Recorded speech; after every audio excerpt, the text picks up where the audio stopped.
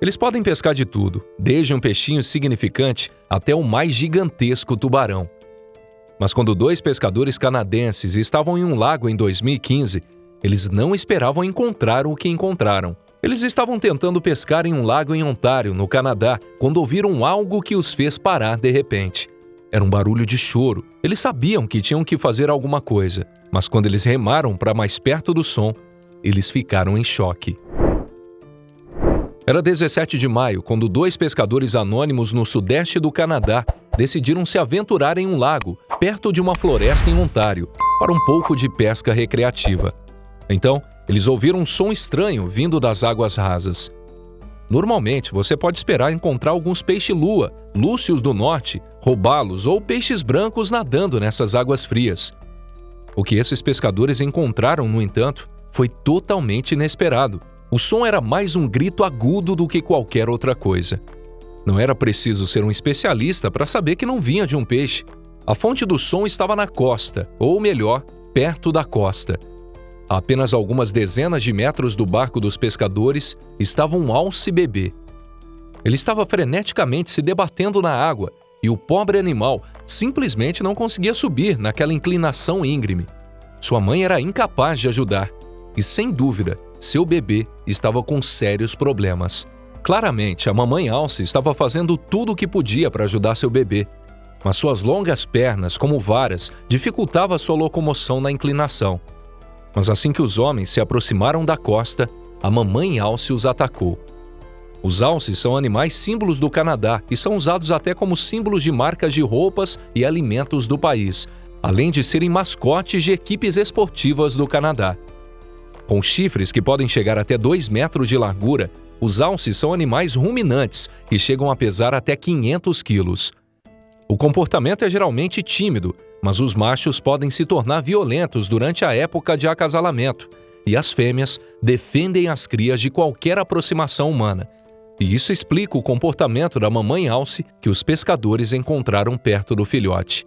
Algo tinha que ser feito ou o bebê alce se afogaria.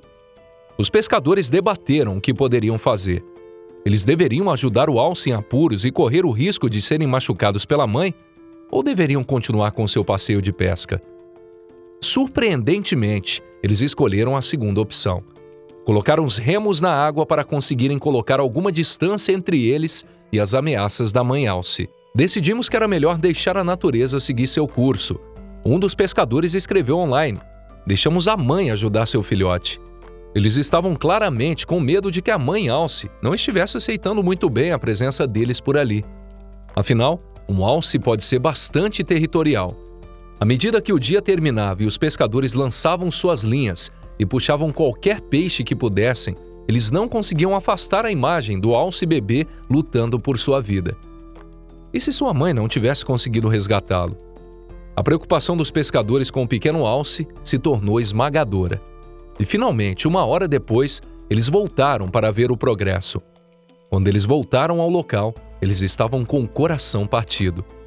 A mãe alce não estava mais por perto, escreveu um dos pescadores.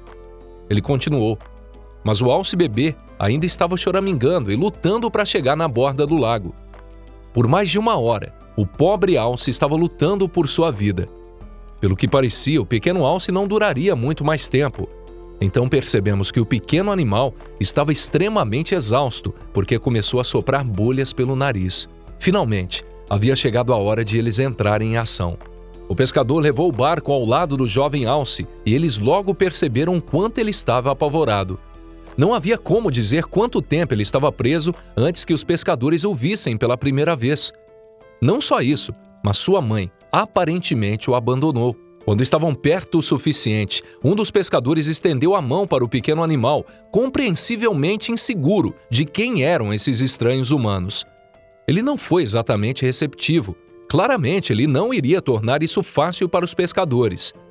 Depois de alguns minutos, os 2 homens conseguiram trazer o exausto e muito assustado alce a bordo do seu barco.